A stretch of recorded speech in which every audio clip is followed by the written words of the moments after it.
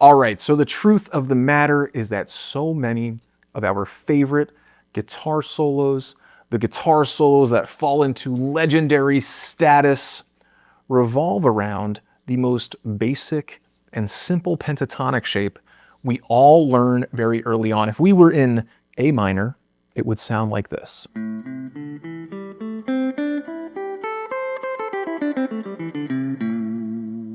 Right? Now, a big separator, of course, between beginners, intermediates, advanced, expert level players is their proficiency, their competency around lead guitar skills. So slides, vibrato, hammer-ons, pull-offs, raking, things like that, right? If you don't feel comfortable with those skills, I do have a video on that. I will link that right here. That would be helpful for you to check out before you jump into this, so that you can have those down before you start trying to take your soloing game to the next level. But on top of those skills, there is this really great tool that a lot of our favorite players use to make that position so much more flavorful, right? They basically just add extensions, below the neck and higher up on the neck, right? From that shape. And that's exactly what I'm going to show you today. This is something that is super helpful and has been super helpful for students I work with in a one-to-one capacity who feel like they're on the cusp of that breakthrough. And I can feel it too when it comes to their guitar soloing, their ability to improvise. And so we're going to go over this 3-shape link so you can take that shape, that really powerful pentatonic shape, and expand on it in a super meaningful and valuable way. All right. Now there's going to be some cool, or I should just say some really helpful practice licks at the end of this. So definitely stay till the end so you can really figure out how to, apply this system to your own playing. It is very simple. It's like a 2-step process. And I think you will all enjoy it if you're at that place where you're like, I'm ready to take my solos to the next level. I want to break out a little bit, get a little bit more horizontal movement, get things to sound a little bit cooler, express myself in a more meaningful way. With that, let's jump in. So grab your guitar and we'll get going.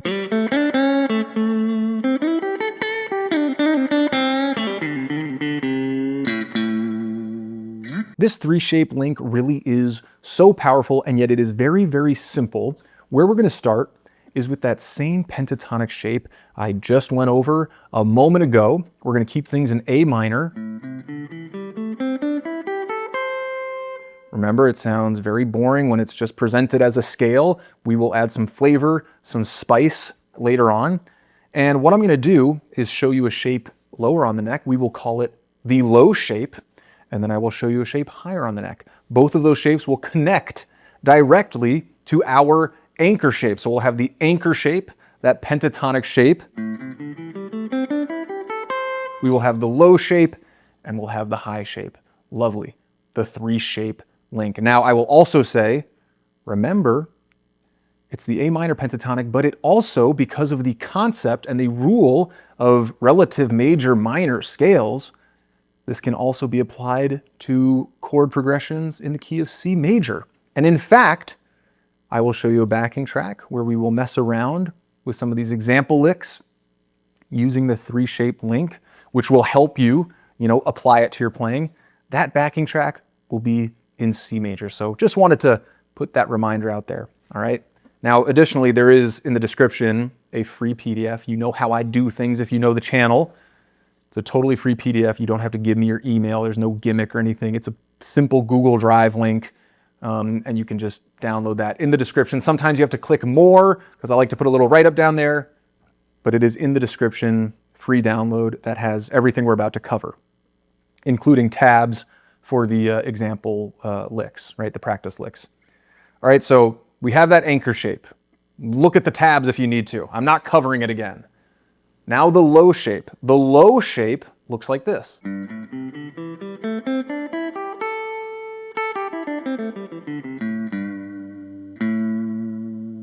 All right, notice they all have the 5th fret in them. The low shape has the 5th fret, higher up on the neck, and the anchor shape starts with the 5th fret, right? That's the lowest point on that shape, if that makes sense, all right? So that's the low shape.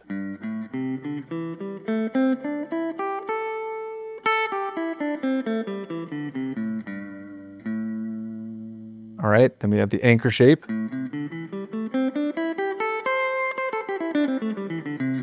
I know I said I wasn't going to cover it again, but there it is. And then the high shape.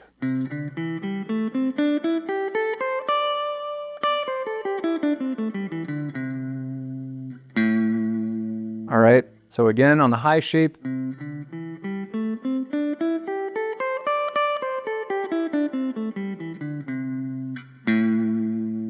All right, now if you're just seeing these for the first time, you will need to practice them. You're not going to just jump right in and have them memorized. So before we jump into the practice licks and just kind of shove this at you and then you can run with it, before we do that, if you really want to, make this a part of your playing, make it automatic, you'll want to practice those shapes.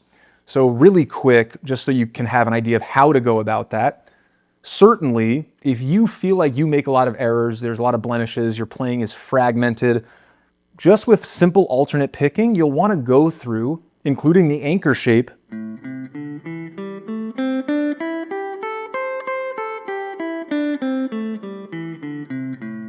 right? You'll want to go through each individual shape, 3 to 5 minutes a piece. Remember, if you're really trying to get good at this instrument, repetition is your friend, right? So you can do the anchor shape for 3 to 5 minutes. You can go to the low shape.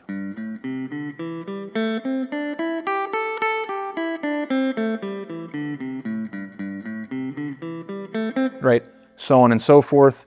And then of course you can do that with the high shape as well. Now, once you've gotten that, each shape kind of individually under your fingers, that's where you can start, blending them. You can start with the low shape. Once you get to the high E, move over to the anchor shape. Once you get back to the low E, move over to the high shape.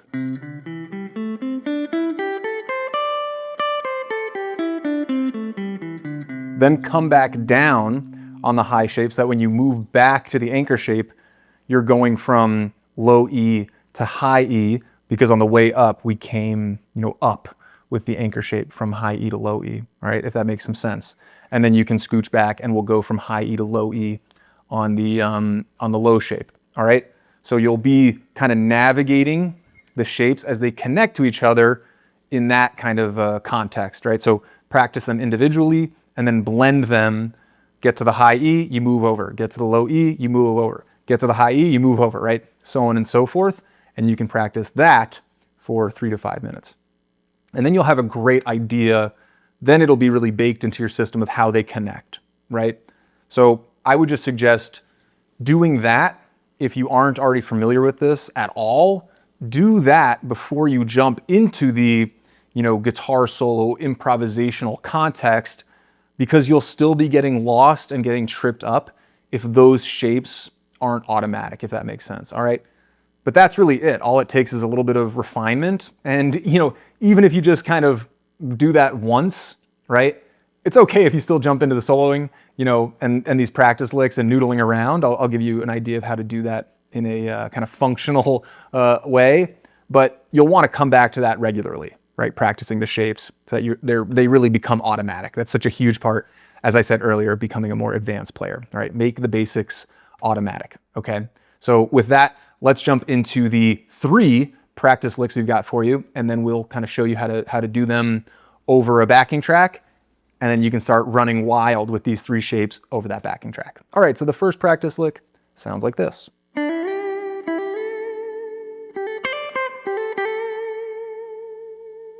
Now, obviously, I'm using a decent amount of vibrato, so like I said, if you haven't checked out that video of basic lead guitar skills, check it out if you're wanting to work on your vibrato a little bit more, because that will help this lick sound more expressive.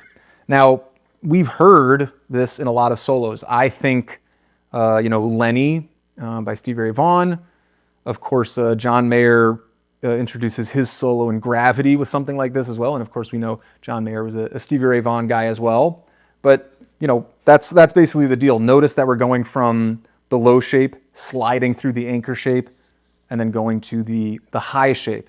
Now, it's really easy to kind of hit that G string. There can be some G string blemishes, and I'll try my best not to make those mistakes, but just keep that in mind. Some subtle adjustments on your picking handle help mute those unwanted strings.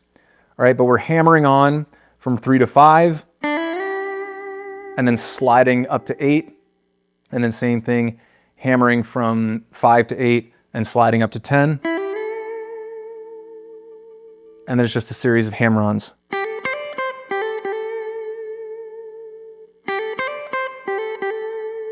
So pretty simple, but nicely expressive, and you'll see it over the backing track. It'll sound pretty nice. And the big thing is recognizing that it allows us to slide from the 3rd fret all the way to the 10th fret using pentatonics, right? These are just pentatonic extensions. They're just different shapes of the pentatonic scale. I should say, if you want to know every shape of the pentatonic scale and noodle even further and bring in those additional 2 shapes, I also have a video on that. So check that out. People have responded well to that, mapping out the neck using pentatonics. But recognize that's something that's familiar, that flavor, and it's familiar for a reason, right? It sounds pretty dang good, and that's the deal. Same thing, practice that on its own before you bring it into the backing track. But let's say 10 to 15 reps, or 2 to 4 minutes, or 3 to 5 minutes, just to keep things consistent. And then you can start playing with these over the backing track. But for now, let's move into exercise 2. Just a quick break to say that if you are liking this lesson, you are enjoying the concepts, you're finding them to be helpful and valuable, to actually physically hit the like button and subscribe to the channel. I've got lots of good stuff on here already, and there will be more good stuff to come. You can certainly, hit me up in the comments if there's something you want to mess around with. There's a concept you want a lesson on. I am happy to make a lesson based on your suggestions. And so anyways, it's very helpful for me if you like the video and subscribe to the channel, gets things out to more people, and just makes me feel good about myself and increases my self-esteem. So anyways, with that, let's get back to the lesson.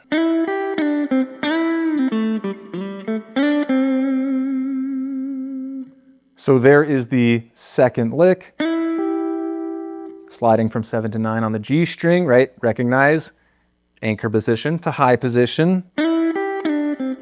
So there's that first little section, phrase. Slide up from 7 to 9 on the G string, hit 8 on the B string, slide back down from 9 to 7, hit the G string,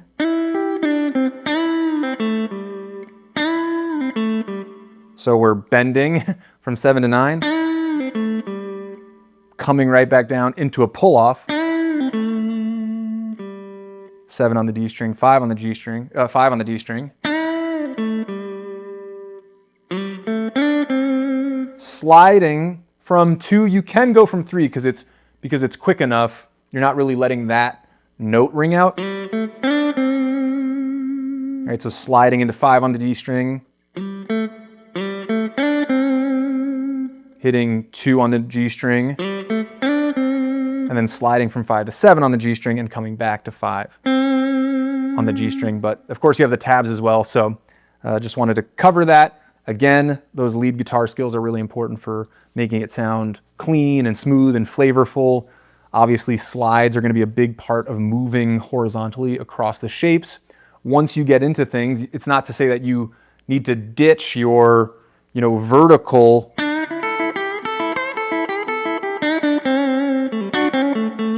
you don't need to ditch your vertical licks. It's just that you can bring these in so you're not like repeating that one lick, 100 times inside of a solo. But of course, sliding is going to be a part of the horizontal movement. So there's practice lick number 2. Here is practice lick number 3.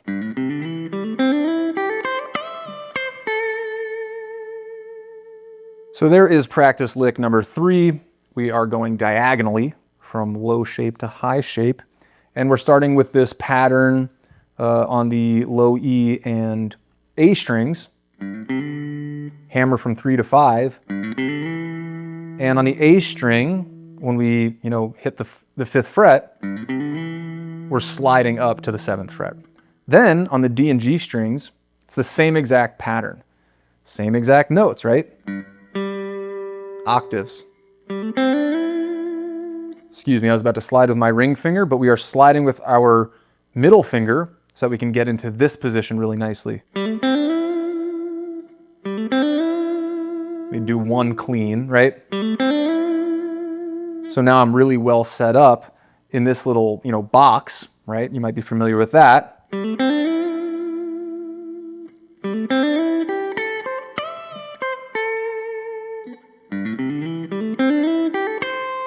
Right? In that last, I just wanted to go over that again. In that last iteration, I picked from 8 to 10. It's a hammer-on.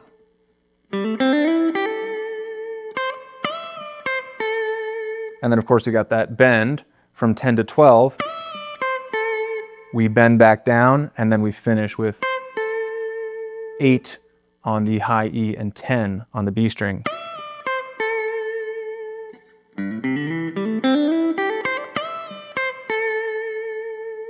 All right, so again, those lead guitar skills are going to be important here to make these sound really solid. But there are the 3 practice licks. So what I'm going to do is I'm going to show you how they sound over a backing track, and then you'll be able to just run with these. You can obviously, repeat, rinse, and recycle, all of the practice licks, chop them up. I'll show you how to do that. And then you'll be able to mess around with this in your own playing, transpose it to different keys so you can use it in jam scenarios and things like that. But with that, let's go ahead and pop on the backing track and explore this concept in real time in an applicable sense. All right, the jam track is about to start. There it is. I will put a link to the jam track right here, the backing track, and it's in C major, as I said earlier.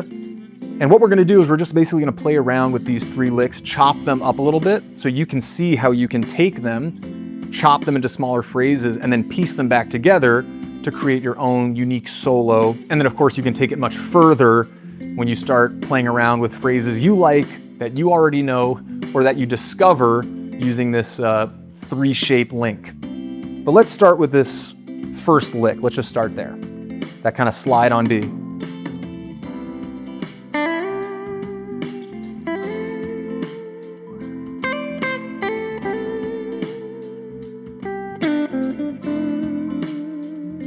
I put in like a little maybe element from the second lick. There's another element from the second lick, right? Sliding down was kind of that first element I was talking about. Now there's a B section here. Everything still works over the B section.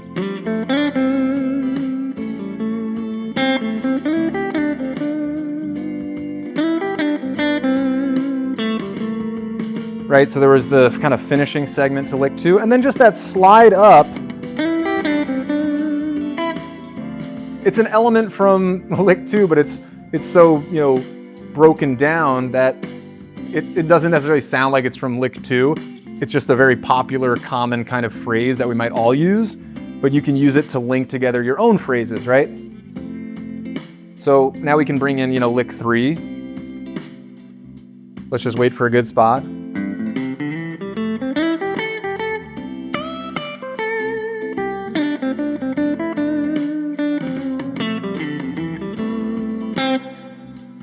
So from there, right, you can just continue to break them apart, right? Segment them into smaller shapes. Let me just quickly pause this, right?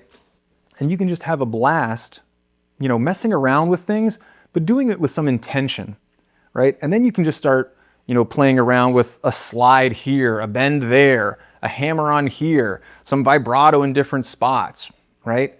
And all of a sudden it really becomes your own. And if you love bluesy licks, right, you can start in that anchor position and just quickly hit a phrase, in the low position. You can go back to the anchor position, hit the same phrase or same lick, and then go to the high position, the high shape, and, hit a phrase there so that it breaks things up and makes things more fresh, adds a little variety to the monotony that can take place when we're just hitting that one position. That anchor shape is so very powerful, but again, this just gives you some expanded creativity and some expanded potential when it comes to soloing stuff. So I do hope that was very helpful to you. Let me know in the comments if there was something I missed or something you have questions about. I'm happy to clarify. And again, you can move this around to different places. So if you're in the key of G, you can absolutely use this concept. It'll just be at a different place on the neck, okay? But I will leave it there. Make sure you get the PDF. Make sure you like and subscribe. And with that, I will see you on the next one. Peace.